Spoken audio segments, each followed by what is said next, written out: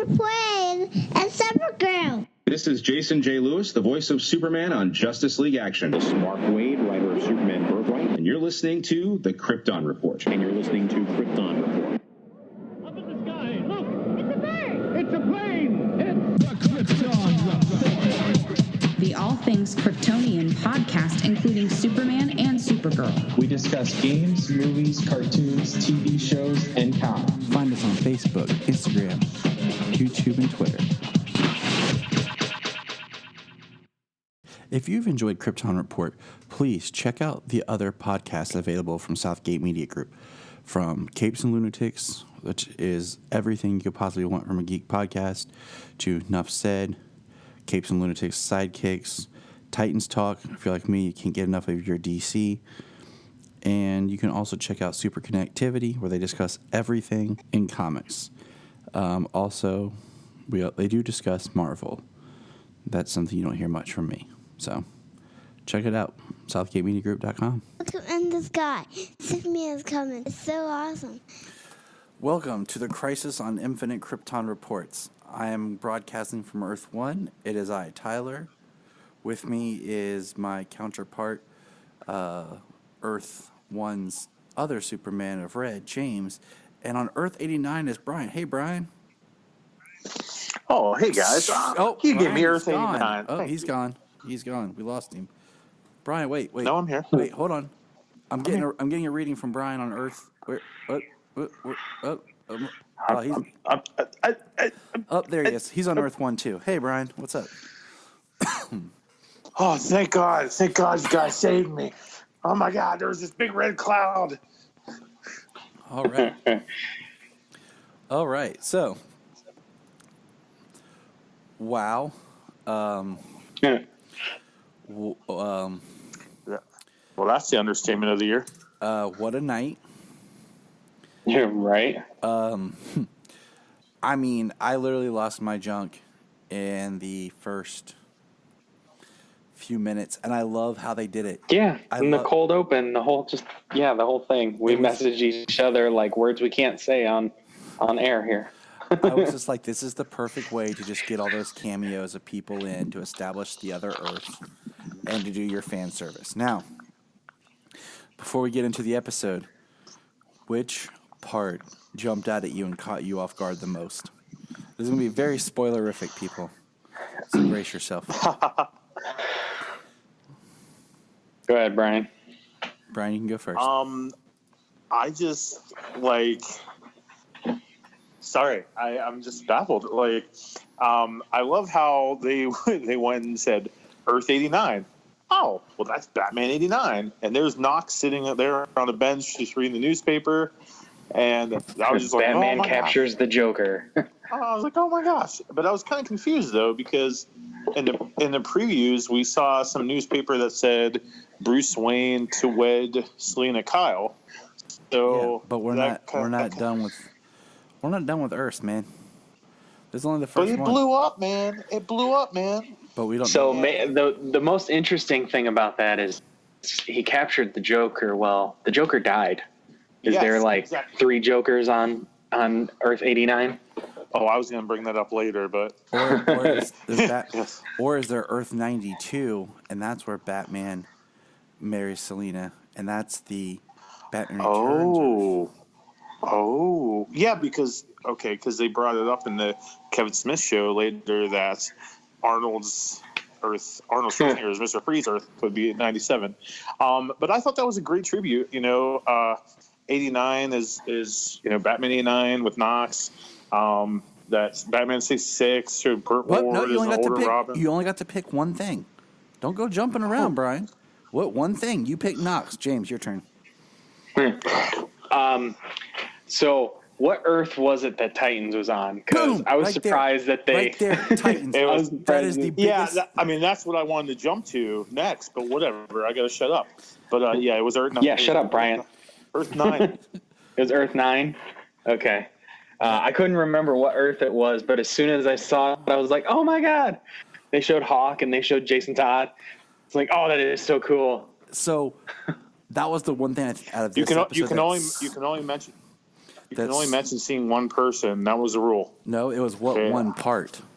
You said you said 89, so that was your one part. I was talking about that. Titans. That is the one part about this episode that got me most excited. Just because everything else kind of played out similar. You know, there's some jumps, but that was a complete surprise. Right. So I wonder if they count as one of these 6 unannounced cameo guest appearances. That they had said they hadn't revealed for Crisis. Right. 6 unannounced ones, yeah. And my other thought is that looked like, I bet that's footage from the Titans season 1 finale that was cut out. Could be. Because they have unused footage. Exactly. And I know that Alan Richardson said that they asked him to come to see if he wanted to film a scene as Aquaman, and he couldn't get out of the country to do it because of scheduling stuff. So it would make the most sense to, instead of using a scene we've already seen, to use a quick shot that we've never seen because it was unused footage. That could be. But I was pretty sure that they did say that Titans would be a part of it. That it was announced. It was never confirmed. It was one of those where people were throwing that out there, just saying, "Oh, they're part of it. They're this." You know, just like everyone's spitballed everything else that's potentially part of it. Just because it was a Berlanti show. Yeah, there was a lot of Titans is going to be a part of it because it's Berlanti. Like, well, I mean, that'd be great, but no, I don't recall anything saying that it was actually going to happen. You know. So let me just jump. Well, it was awesome. Let me just jump it was. a second. Before the first episode aired tonight, Arrow left us with Lila turning into Harbinger. The Flash left us with The Crisis is Here in the Red Skies. Keep that in your mind real quick, okay, guys? Nash got pulled into the wall of Marnavu, where, of course, that's where he was going to have his transformation. And then on Supergirl, Lex is resurrected, and he's playing chess with the Monitor. That's where we were last pre-crisis things before each show started. We got a little kind of in the beginning scene about how the multiverse came into play, which that was cool at the beginning of the episode. Now, before we get into our breakdown, this is something that's bothering me, okay? So they pull everybody to Earth 38 to make their stand. What stand exactly, first of all? But 2, they say that Earth 1 is the last of in the anti-monitor trajectory. So it's going Earth to Earth to Earth, destroying everything. How are these Earths laid out if Earth 38's, it's their turn, but it already destroyed Earth 9 where Titans was, and we're seeing red skies on Earth 1, but it hasn't destroyed Earth 38 yet. Right. I don't think it destroyed Earth 9. I don't recall them. I mean, they just said that the sky was red. No, I don't know, because Earth 9 was destroyed. Well, I'm gonna rewatch it tomorrow. I'm gonna rewatch it as well. And the Kevin Smith talk with the producers, they confirmed that Earth 9 was destroyed, 89 was destroyed, 38 was destroyed, 66 was destroyed. Of course. Well, then where is the Titans in season 3? Yeah, exactly. That's the question. But, correction, fellas. We can play hardball here and say that the Titans that we're watching is on another Earth. Okay? Or we can just wait till the damn 5 thing is over, and then we can theorize about everything, you know? Right. Exactly. But yeah, it was just it was when great you starting out like that, where we saw all the Earth like and just a quick cameo to establish just some fan service, It just really, Yeah. Well, when you consider like the multiverse, like in the comics, they talk about like the multiverse map, like it's not laid out like in a linear fashion. You know what I mean? You probably think of it as like a galaxy of stars, a galaxy of multiverses of infinite Earths, spiraling out and around one another. So, figure like stars all the way around. You know what I mean? Like, yeah. So as the wave comes through, it's just taking stuff out. It's, all this stuff is over here and it's making its way this direction. So, I mean, I don't think it's counting down from Earth 580,000 down to Earth 1. Well, that is how it was in the comics, but they absolutely made it clear in this show that it's jumping around completely.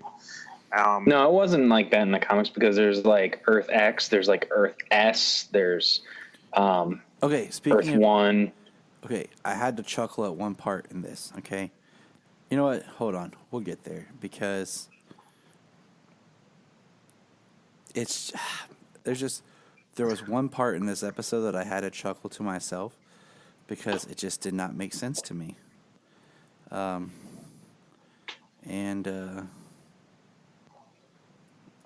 So hold on. Oh, what part was that? All right, fellas. Let's kind of. James, do you have a summary? Did you get time for a summary? Is there a summary out there? I'm so used to asking. A summary? A summary on a show that just ended an hour ago? I mean, guys, No. come on, work with me here, fellas. All right.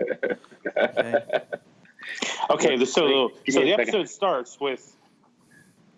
So we started our episode on Argo City, pretty much. Yes. And Superman and Lois Lane are with their baby, Jonathan. good old Jonathan.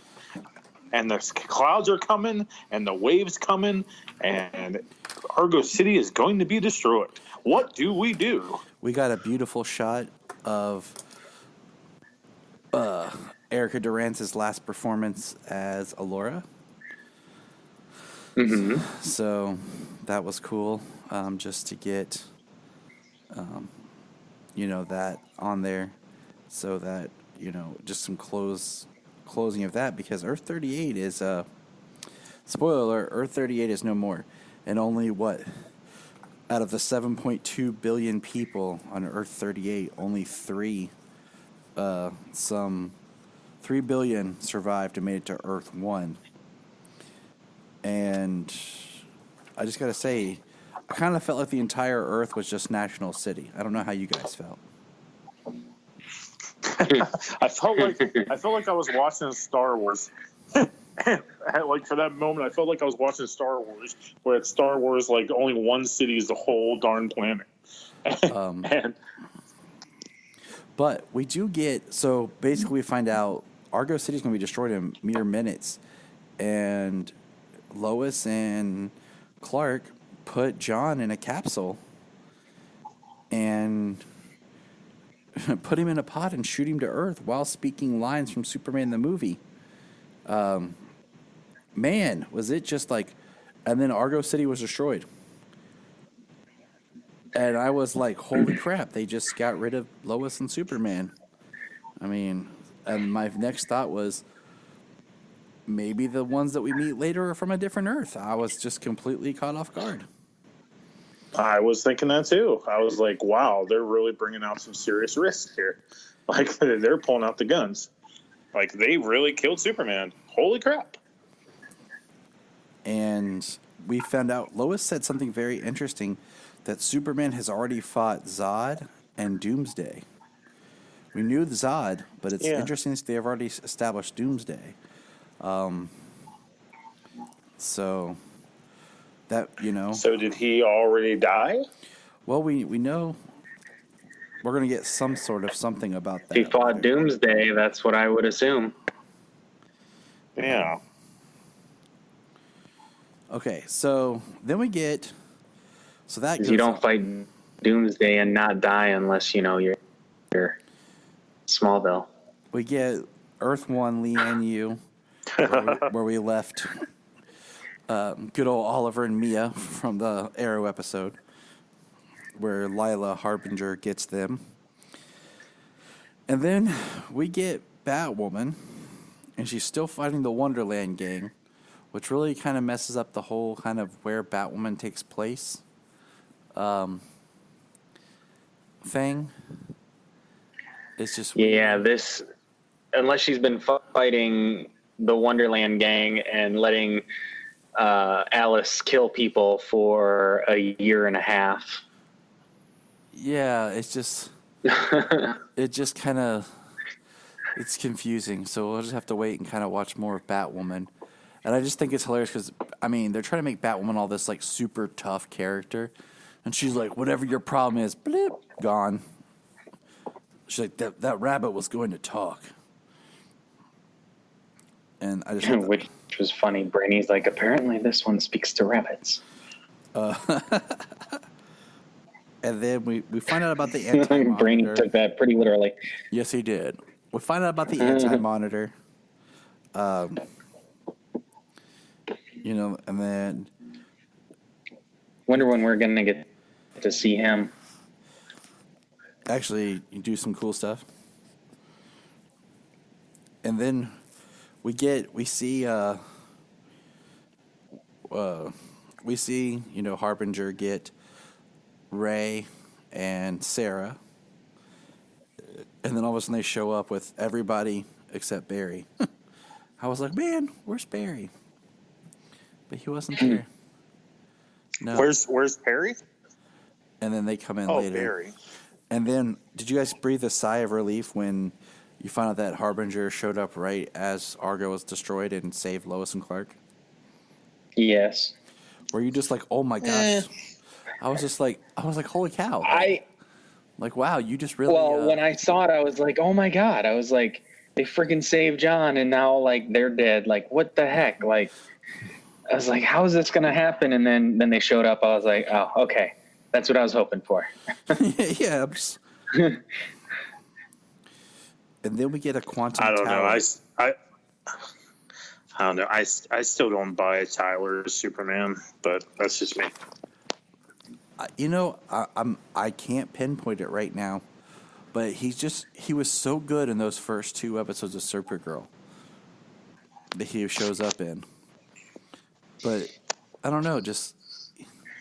Well, he hasn't been given as much since, you know, like they gave him this grand introduction. It was how he was written and how he was portrayed. You know, he did a good job with both the Superman and the Clark Kent portrayal, but then also how he was written. He was written as Superman, as this gold standard hero that everybody looked up to. When he flew into the DEO and everybody just like gathered around and wanted to shake his hand and all that other stuff. You know what I mean? It was, it was how they portrayed him. And since then he's taken a back seat to Supergirl, which it's her show, but he's still Superman. I mean, you know, when he's there, he does need to shine. Yes. But since then he's been taken and he's been given the back seat because it's Supergirl's show. You know, and because we get the whole scene with him and her talking, and they're talking about, you know, he's basically bearing his soul and talking about how broken he is about everything. And he goes to her, it's like, how are you so hopeful right now? And it is kind of just interesting with what you just said of how they're really downplaying him and really upplaying her, which is her show. Don't get me wrong. It does make some nice dynamic, but it's still like, I want to see my Superman, you know? Like, this is... Yeah, like this... I mean, this Superman should be looking at him for hope. This is Superman who's long been the greatest hero on Earth. And he shouldn't not be the beacon of hope. You know what I mean? Right. So it just felt off balance. Yeah, he shouldn't be doubting himself and doubting things because that's not who he is. Maybe 15 years ago, 20 years ago when he first came on the scene, but and with a handful of years after that, but certainly not within the last, few years. Exactly. And I mean, there's like, I like this discussion because this just happened, and I'm just like, just processing everything, like getting us like our first reactions. That's the big deal right now. We want our first reactions after Crisis. Holy crap. What just happened? We quickly get this giant quantum tower that was like a whoa. It was awesome to see that. That Barry and the Legends created. And I like how the Legends right now, it's just the ones that matter. Ray. Yes, exactly. The others will come into play, but I like how it's Ray and it's Sarah. But this is the part of the episode that doesn't quite make sense to me. And I've seen all of Legends of Tomorrow, and I'm not really but why?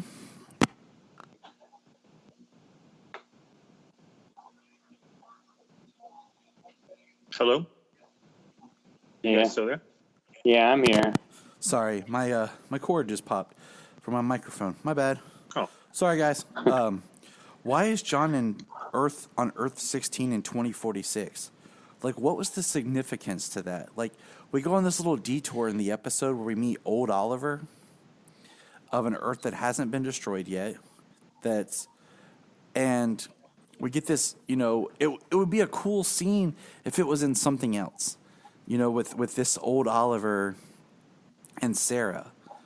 If it was like a scene later on in an episode of Legends, just to kind of like wink at Stephen Amell because, he'll be gone here soon.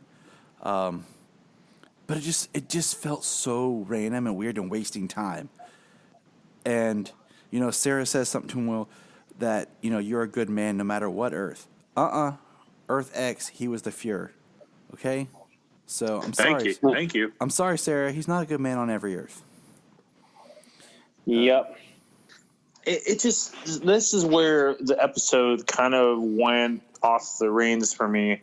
Like, it's where it kind of like felt really weird. It started getting like a little bit boring. But to me, like, I was like, this does not seem in place. Like, this is not flowing right anymore. Like, it seems it was a whole like 2.5 minutes of screen time. That's a lot of screen time on a crossover of this magnitude. Because I could have seen more fighting them of the Dementors. Okay? Like, I was waiting for Harry Potter to show up, right? Who says he did what he said he wasn't there? I'm surprised we didn't get another Harry Potter reference. Who invited the Dementors here or something? Cisco wasn't there, man. That's why. You know what? Well, it was Alex and Kara who did the Harry Potter references last year. Spike showed up, and they that's the exact same dragon who was there when in the same episode where they did the Harry Potter references. I did like that. I did like the dragon showed up. Solomon got really excited when the dragon showed up. I was like, but what do you call it? But what got me was my fear. As soon as they said he went through a wormhole, I was like, Bendis. I was like, man, Bendis. I was like, please, God, no. I still think that they're going to age this kid. I really do. I don't mind if they age him to like 7, or 8, like he was in the comics, where it was really great to watch. I just don't want, them to pull a Bendis. Yeah. Well, skip from 10 years old to a freaking teenager, pretty much grown adult. Like you spend like a year and a half with this kid, and then all of a sudden he's grown.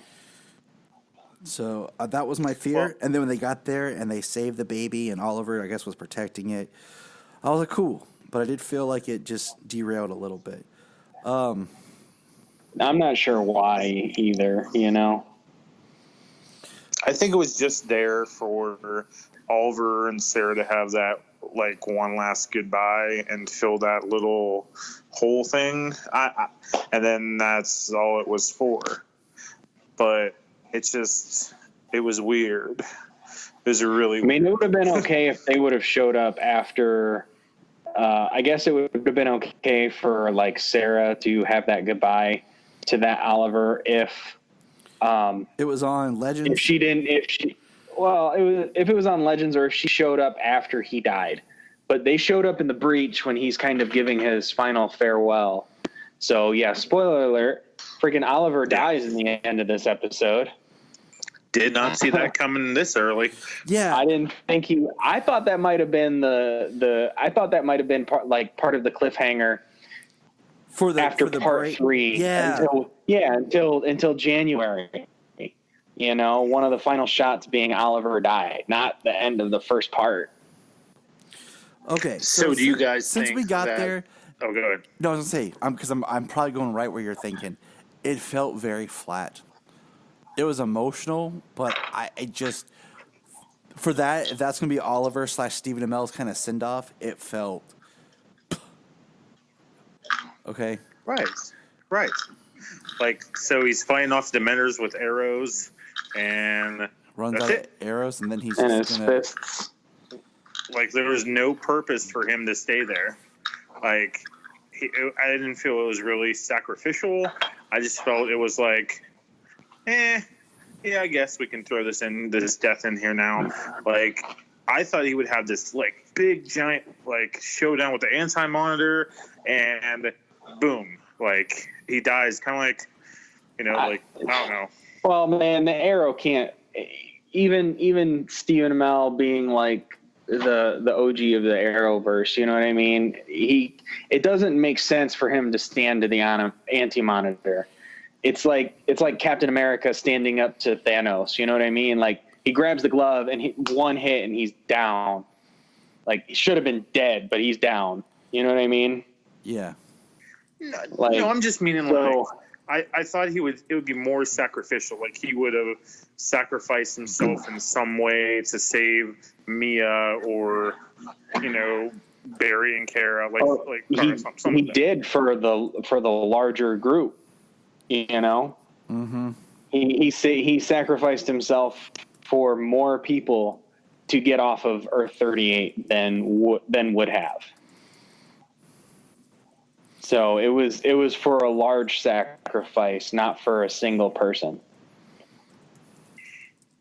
Fair enough, but I don't know. I mean, I wasn't prepared for him to be dead at the end of this first episode. Right. That's just for felt sure. Extremely awkward and rushed. That's all I'm going to say. But they do say, the Monitor and Pariah do say that things are changing. The Monitor anticipated Oliver dying at some other point or in some other manner. But, I don't know if it's,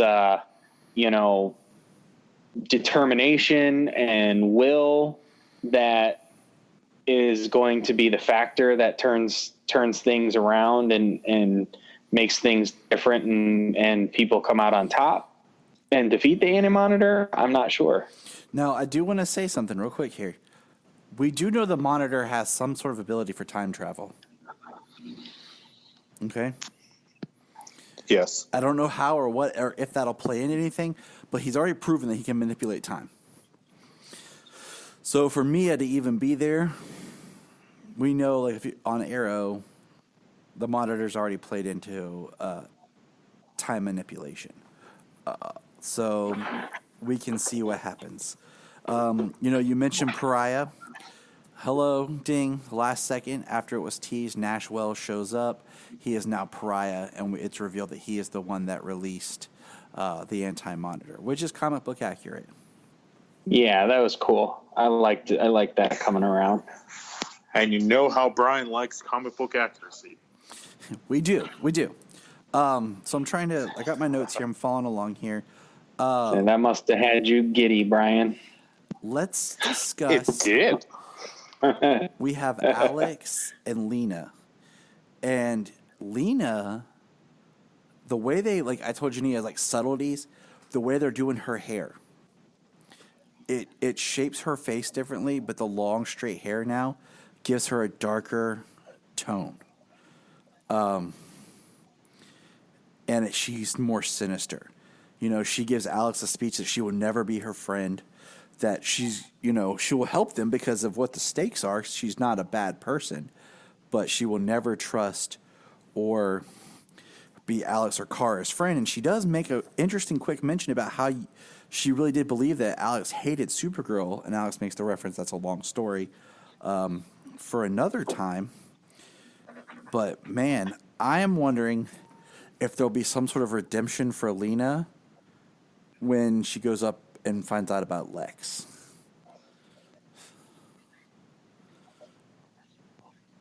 Thoughts?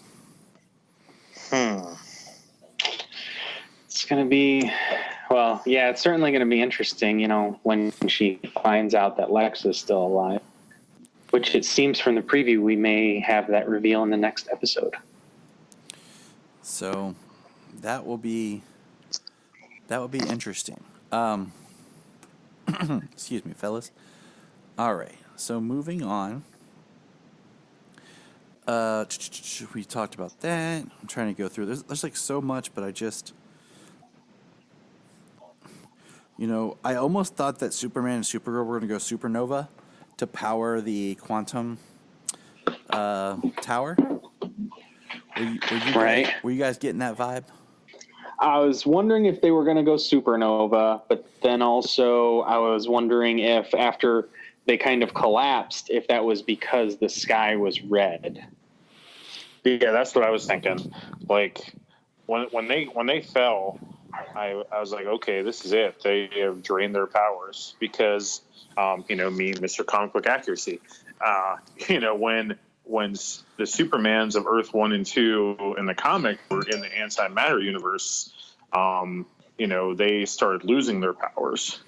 So I was thinking that antimatter is coming in, and that's why they fell. Like, they were starting to lose their powers. And I was like, oh, that'd be interesting. You have your big guns out already. Which is a completely fair assessment, you know. And I do want to throw that out for our listeners. Bryan and James have just both recently read Crisis on Infinite Earths. I didn't have that kind of time, so that's why I have them. I'm not done. I am like 4/5 of the way done, so I'm pretty close, but I have not finished it. Well, I'm the one. But luckily, the end doesn't. Yeah, this is true. But you know, luckily, the final 2 episodes, the final 2 parts, aren't until January, so I feel I have time. Because I don't feel that they're going to do the whole the Anti-Monitor's dead and now there's another threat, and then from what I've heard, the Anti-Monitor makes another big comeback. You know what I mean? Yeah. I don't feel that it'll probably quite be such that. I mean, I guess maybe it could be, since, you know, Lex Luthor is involved. Perhaps, like, I don't know if they would do a Brainiac and Lex Luthor type deal, you know, being one part, like, say they take down, quote unquote, take down the Anti-Monitor in part 3. And then when they come back in part 4, it's like Luthor and Brainiac, or Luthor and some other villains. And then part 4, the Anti-Monitor comes back, and then they, you know, go out that way. I mean, I really don't know what their full plan is for 5 parts here. Yeah. Well, we could get a return of the Reverse Flash somewhere. Okay.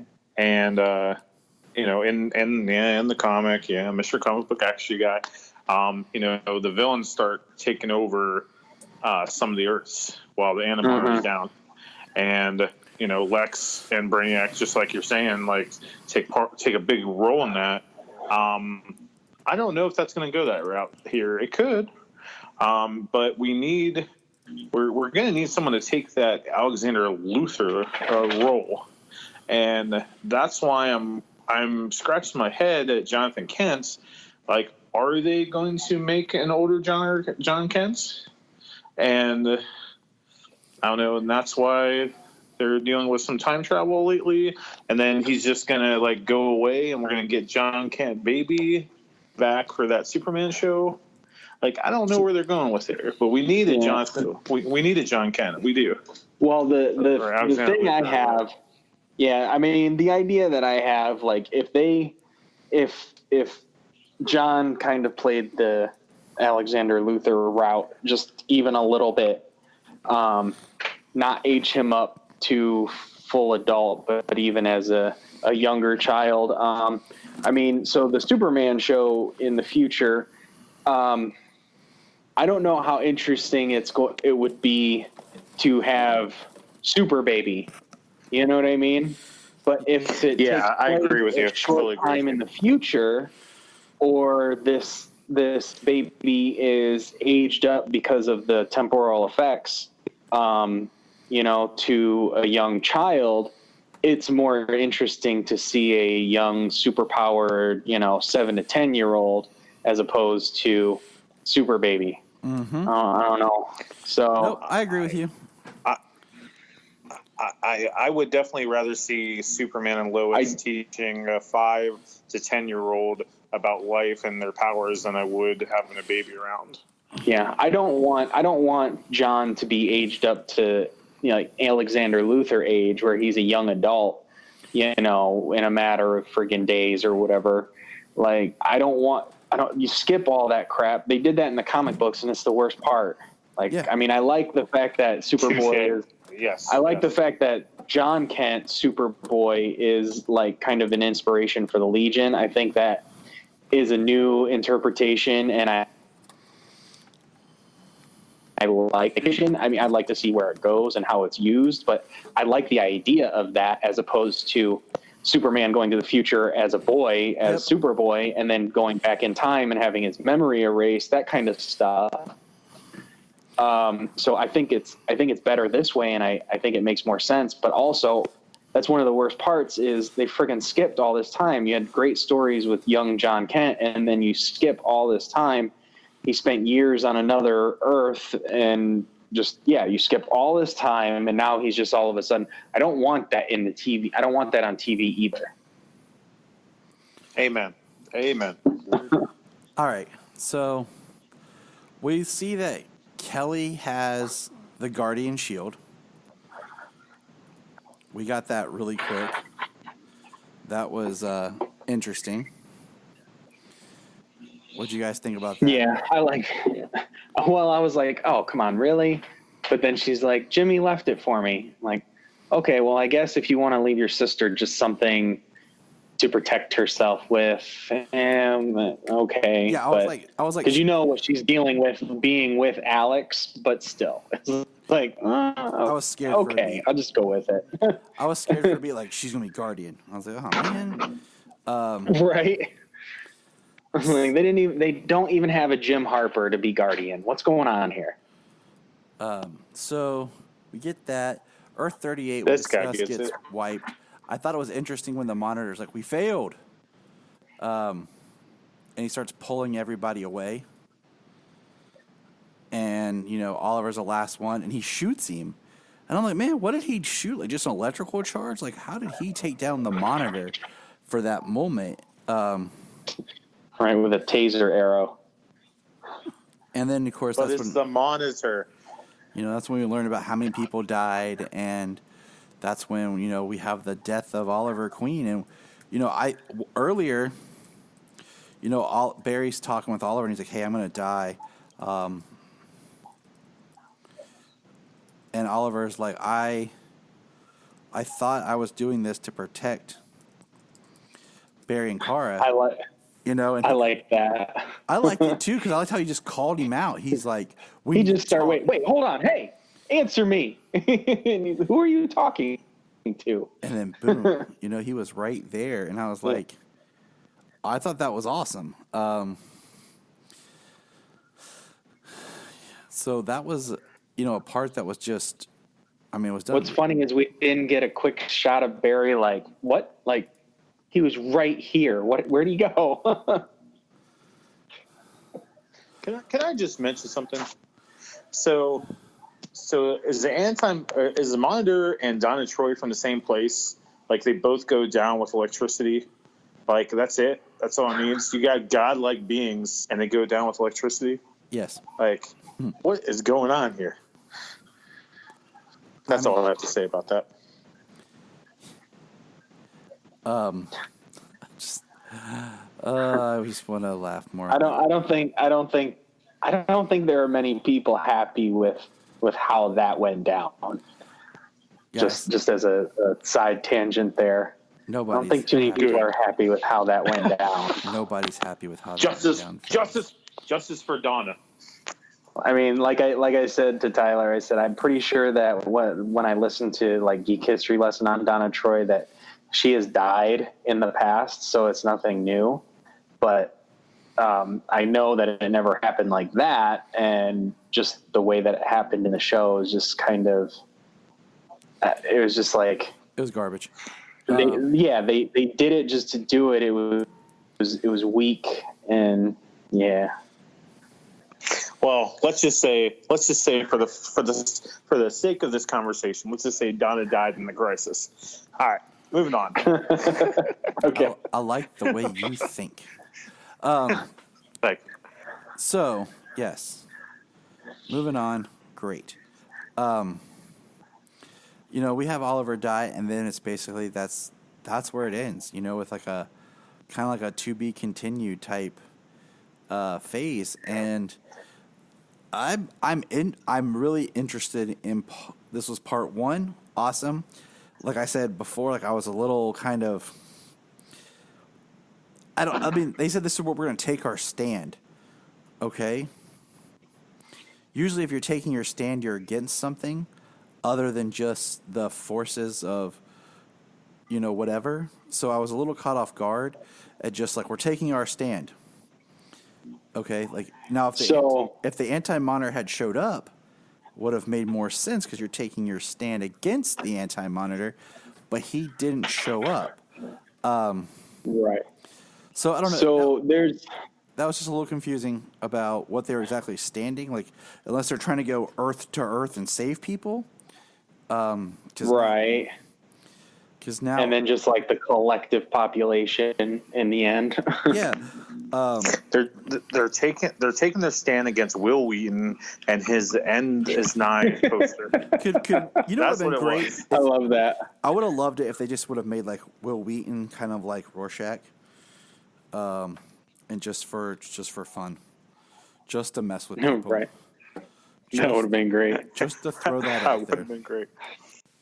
I'm with you. It made no sense for them to stay on Earth 38 when this Monitor can see the future and see all these things. Like, why move them to all these different planets and then move them back to 38? And then why don't just keep them on Earth 1 when 38's going to blow up? Like, I don't know.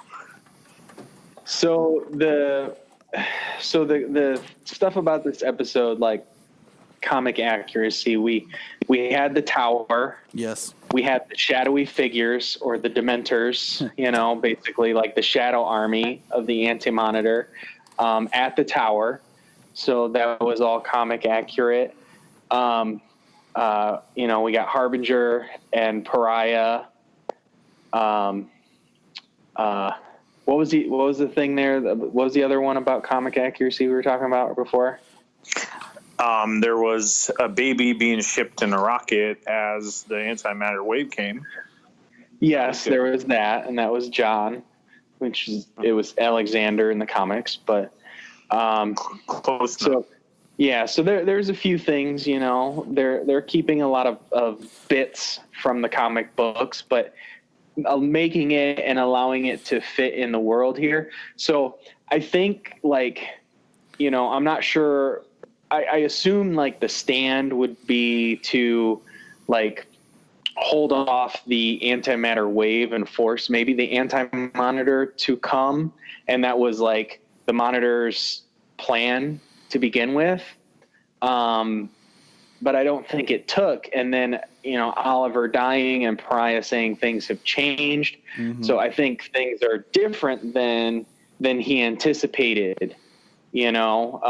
Things are changing. So maybe they intended to, make a stand and force the Anti-Monitor's hand, but now they have to move and adapt. So, I mean, yeah, the make a stand, but now it's not. We know there's going to be some different things. Obviously, next episode, we're going to say like Kingdom Come Earth. We've got Brandon Routh coming in, and heck yeah, Superman, and we got Kevin Conroy as mech suit Bruce Wayne.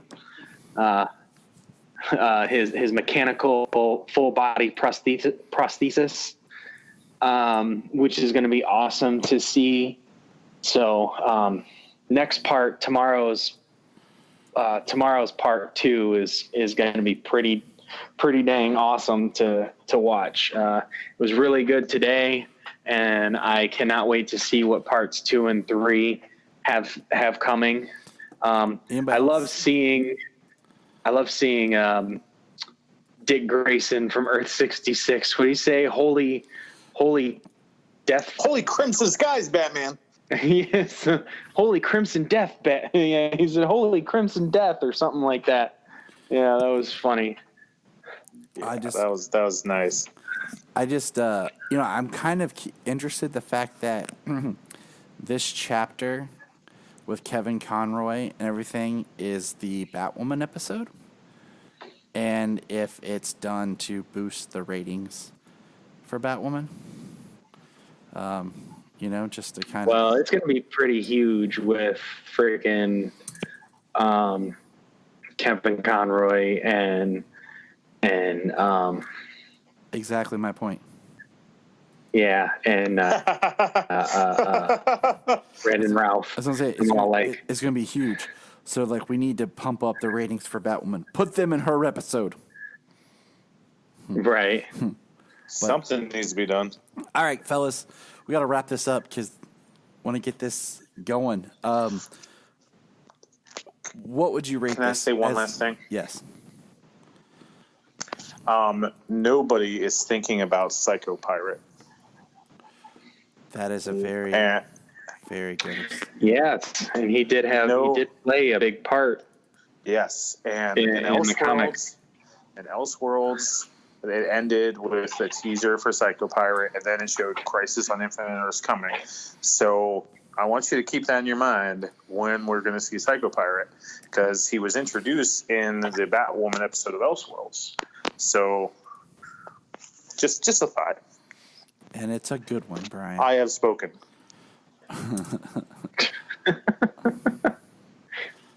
All right, let's get out of here. All right. Can't wait for part 2. To be continued. Yep. Right about 22 hours and 5 minutes from now. Look up in the sky. Look up in the sky. Look in the sky. Happy holidays. And for all of you Amazon.com shoppers, go to SouthgateMediaGroup.com. There's an Amazon login portal there. And just do your shopping. And portions of your shopping go to help support Southgate Media. So happy holidays.